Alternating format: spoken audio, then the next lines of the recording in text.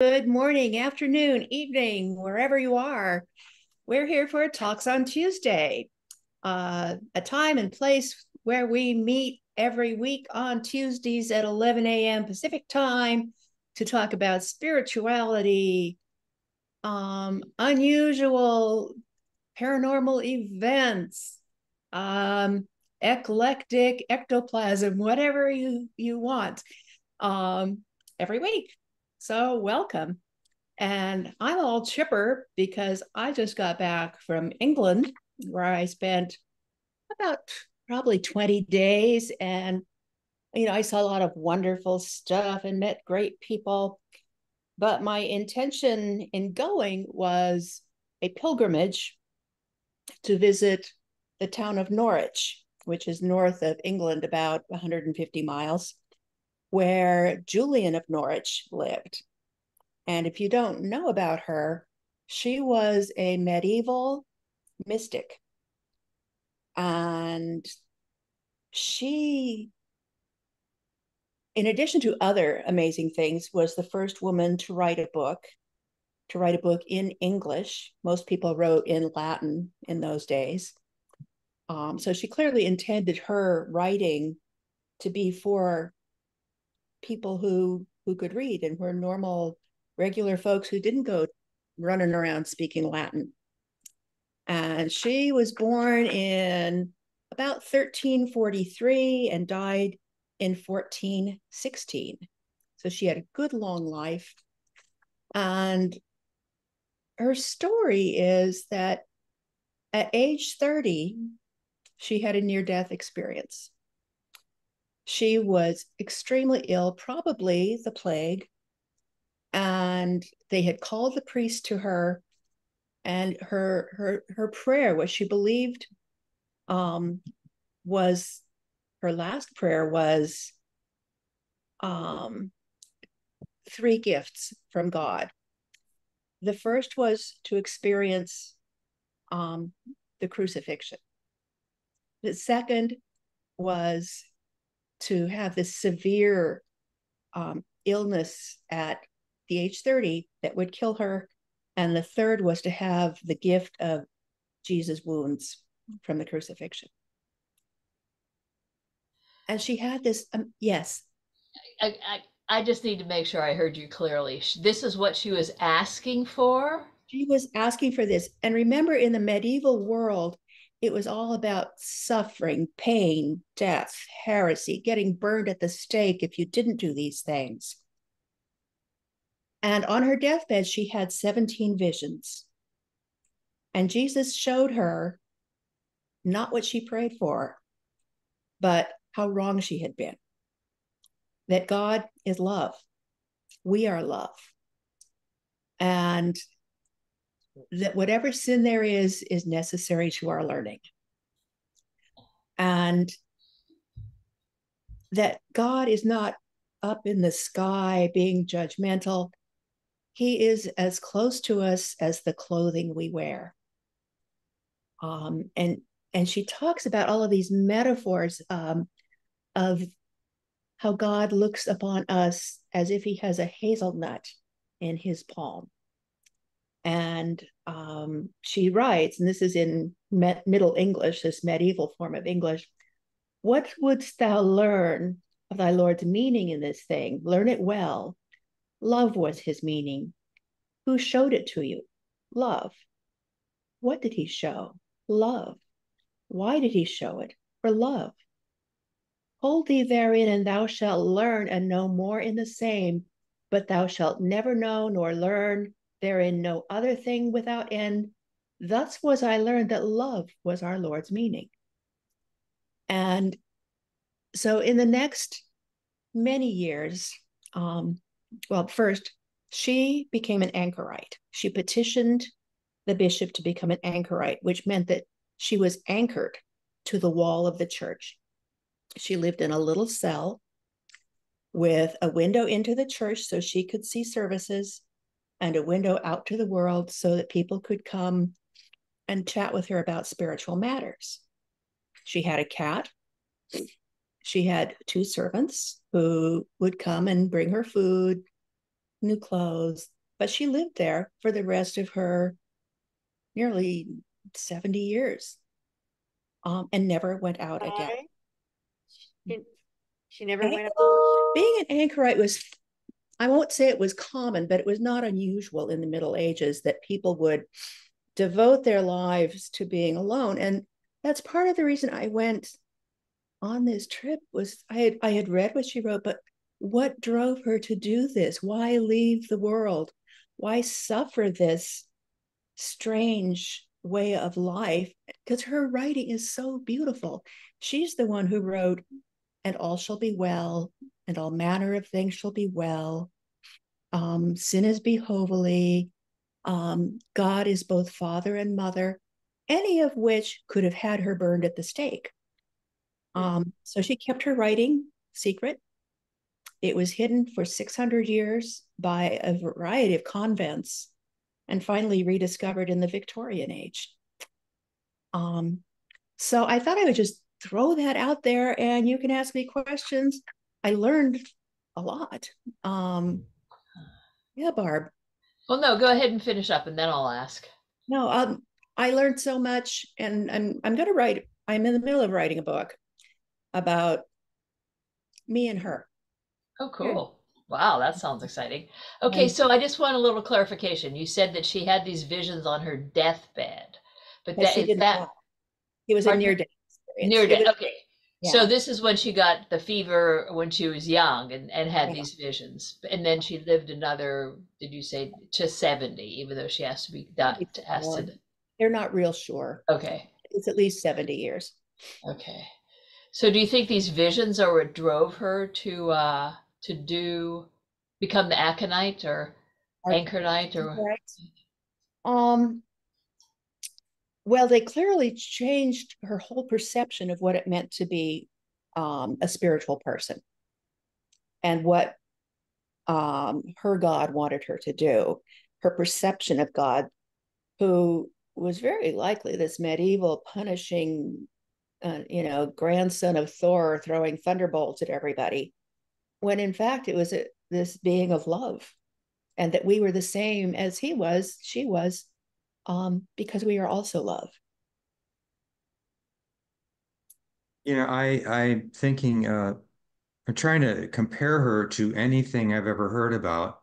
And I understand about the anchorite and all that. It sounds very much like a monk, Mm-hmm. that goes to the Himalayas, lives in a cave, Right. wants to connect with spirit, wants to understand, wants to be wise, wants to be with God and all of that, and maybe for their whole life. Mm-hmm. But then you said that she wrote a book. Right. And I don't know if the book was because she wanted to use that as helping her keep that connection, or if she thought maybe one day, probably she didn't think 600 years, people would see it. I don't know. I think she felt driven to share what she had learned in her visions. Okay. And there are two versions. One is the short text where she just records what she saw. And then over the next 50, 60 years, she wrote the long version, which is almost 1,500 pages of, handwritten manuscript, where she has meditated on these visions and tried to interpret them. And I think the difference between Julian and like the hermit that we all think of up on the mountain is that she was directly connected to the church and to the community. So she was like a go between, in that physical situation between God and man. And she wanted to be of service with what she had learned. Um, and it was so interesting because in the medieval times, women didn't just up and become anchorites. They had family duties. If she was a widow, which she probably was, and she probably a mother because she uses so many metaphors about motherhood. Um, they would have had you lined up to marry the next fellow, so you could, add lands to the estate, make political connections. Educated, so she must have been wealthy, but she just left that all. And the more I read about the transcendent experience is that it is a place from which there is no return. And in order to live in her transcendence, she could not be out in the world, is what I'm gathering from this. And, I've got a lot of thinking about this to do, but that's what came to me first. It was like impossible for her to continue being in a household. A lot of medieval housewives also brewed beer as a secondary income source and did all of this stuff, took in wash and had their servants. They had to manage the servants, but she just left it. And from that point on, she was only answerable to the local bishop, who, from what I've read, seems to be a fairly dull sort who didn't care much about what was going on. He said, yeah, go ahead. Just pay yourself. So have you read or are you, I'm sorry, Charles. I'll just make it quick. Have you read or are you reading that 1,500-page manuscript that she put together? Yeah, I read it in modern English, and now I'm working at reading it in the original Middle English. Wow. Which fortunately I had to learn for a Chaucer class I took in the late 70s. And but it is really lovely. Her language is so beautiful. And her joy, and where she had gone into this experience with this, wanting to share the bloody wounds of Jesus, to just being a being of joy, and discovering this understanding that we are made of and part of love, and to be true to ourselves, we always live in love. That was partially my question. You answered it. For the later part of her life, I was going to ask, did she live a life that she felt was full of joy? Or was she still feeling that she had to sacrifice in order to be of value? Or was she 100% living, following her passion and joy in what she did? She seems to have been, and we have accounts from that period of people who did go to visit her to get advice. Marjorie Kemp was a woman who wrote a book some years later about her religious experience, and the whole community and the priests and the bishops and her husband had been against her because they thought she was just nuts with all of her fervor. And she went to visit Julian to see, have I made a mistake? Is this what I should really be pursuing? And Julian reassures her and said, follow your heart. Do what is coming to you from what you know to be God, and all shall be well. Don't worry about it. Don't worry about what others are thinking and saying and ridiculing you for, because we've all been through that. I mean, with reconnective healing, when we try to describe to somebody what we're doing, this poor fellow I had to drop because he was so nasty about it. Said, "What are you doing? Waving your hands in the air all the time?" I'm like, well, that's part of it. Yep. yeah, there you go. Bye. Hey, Mary, I'm curious now because I don't know you that well. And what led you to go on this trip and do this? Well, I had come across these lines, all shall be well and all manner of things shall be well, in this long poem by T.S. Eliot.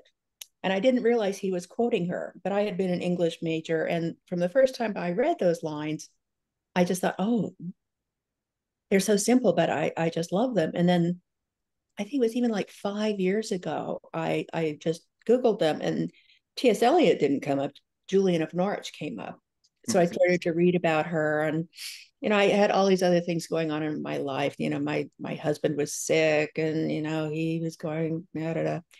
And I had this opportunity this fall to Julian didn't go away.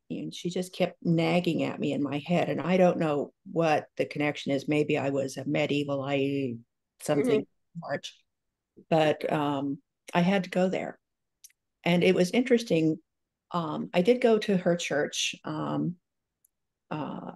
In fact, they don't even know if her name was Julian. The church is named Julian, and she may have just adopted the name of the church.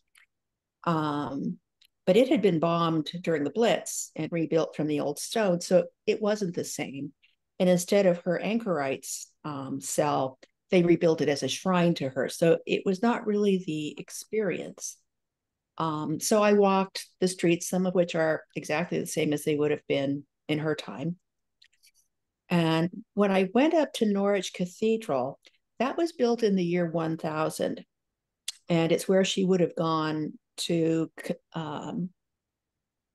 talk to the bishop about what she wanted to do. So I knew she had been there. And it was there that I had the connection with spirit. It was Easter. And I had, I was still jet lagged when I got up to Norwich, and I had slept in. I had been planning, I'll go to an Easter service. That's probably what Julian would have done. But instead, I got there in the afternoon and they were having an evensong. And all these people were there and the choir. And there was just this feeling of joy as they were singing, and they were wearing, the cute little choir boys with their red robes and little white ruffs. And I felt like this is a scene she would have seen. And it was interesting that it was in community that I had the experience, not in this isolated, rebuilt church where she had lived. And I think that's a message in itself. You won't find what you're looking for in a ruin. You will find it in life. Yeah. Beautiful. So anyway, that's what I did in England. Yeah, Barb.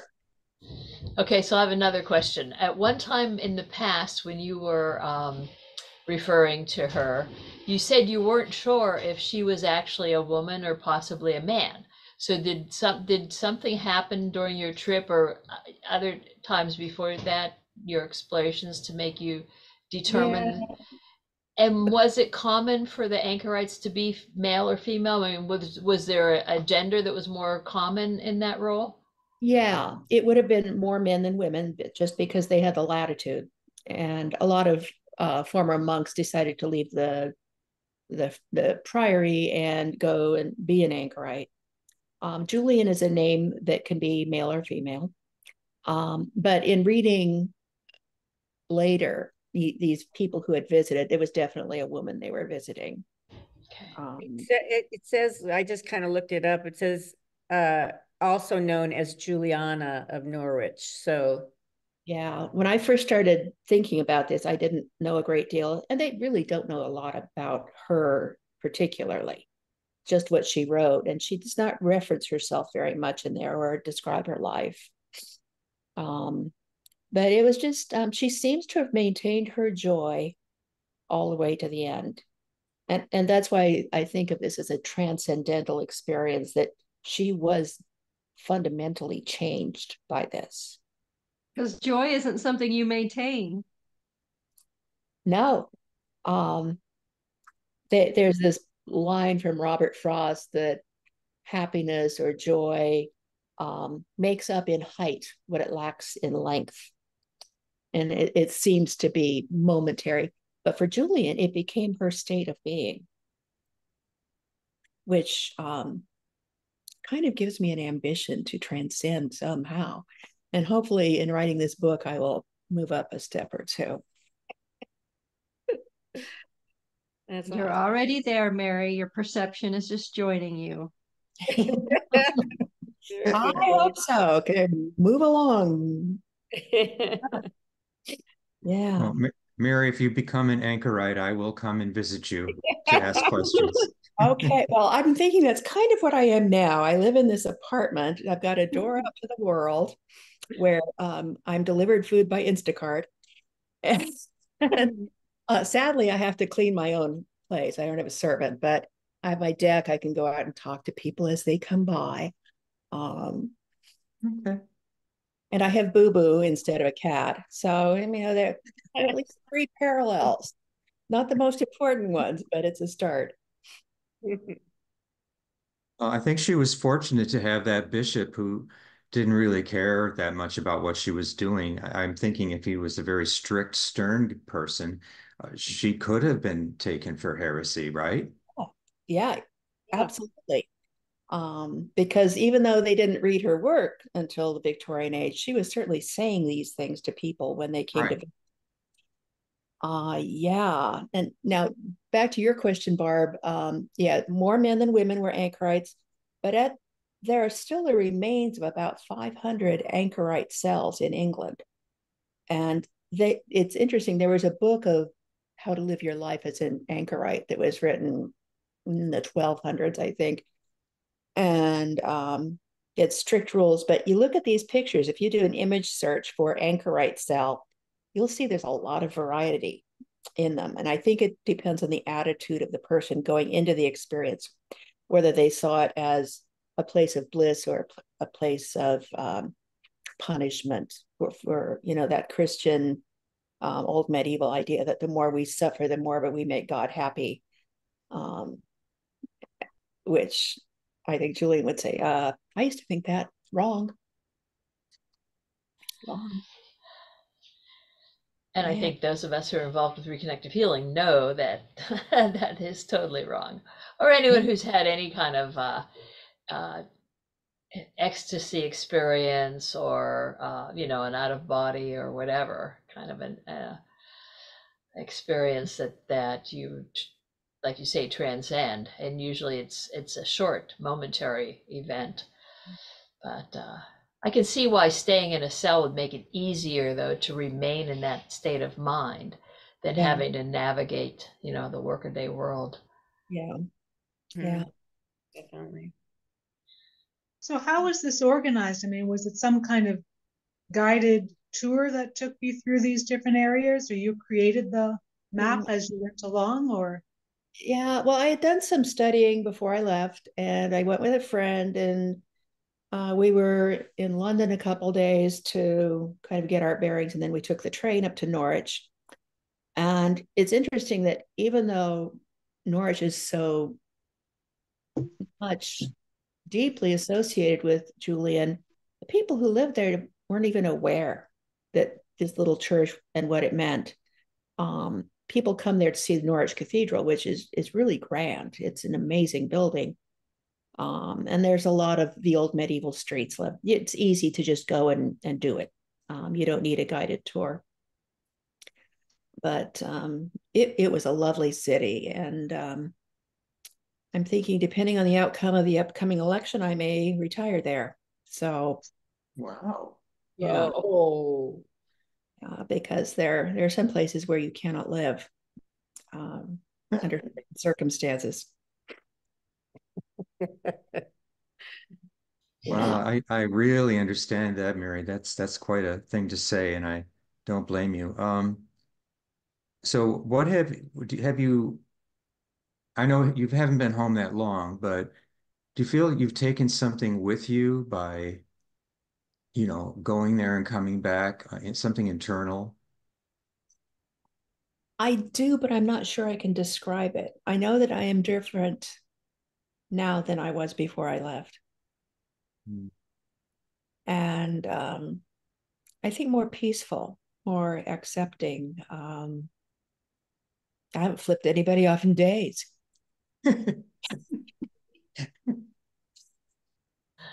So she's a good role model for you. Yeah, it's just like, yeah, well, um, we understand from all of our readings and whatever we've ascribed to in the past that we are all love, we are all one, we are each other. And it's just easier for me to think now that, oh, well, that's some aspect of me that doesn't understand what's going on right now. They're confused. They're having a nightmare. They need to, they'll wake up eventually, and it's okay. Yeah. Even this political figure I have in mind is also me. Yeah. But yeah. Yeah, a different aspect. That's Yeah, true. it's true. It's me when I stub my toe. Yeah. And it does no So good to you really don't like Cornell West, right? Is that it? that drives me nuts. Yeah. Yeah. Yeah. So let me see. We've got 4 minutes. It's funny, as I talk, the tears are just streaming down my face. I don't know if you can see that, but Well, I see you wiping. I was wondering why you were wiping your face. yeah, it's just, I guess, Eric and Julian have said, that when the tears come, you're onto something, that there's some truth you're recognizing. Beautiful. Yeah. Beautiful. Oh gosh, I'm looking forward to reading what you write. I mean, that sounds so exciting, Mary. Um, I have the first sentence. It's Yeah.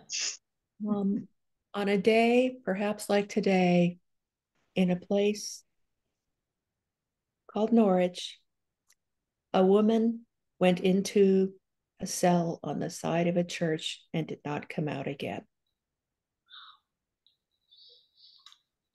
Cool. So I take it Beautiful. she's buried in the churchyard there? Yeah, she is. I didn't feel her there, but No, you that's said a that, lesson yeah. too. We are not our bodies. Yes.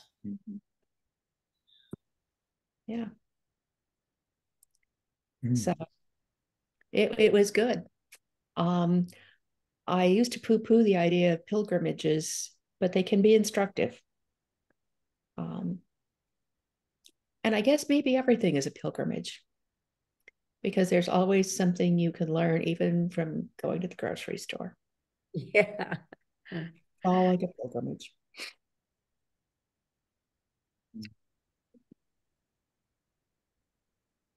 Yeah.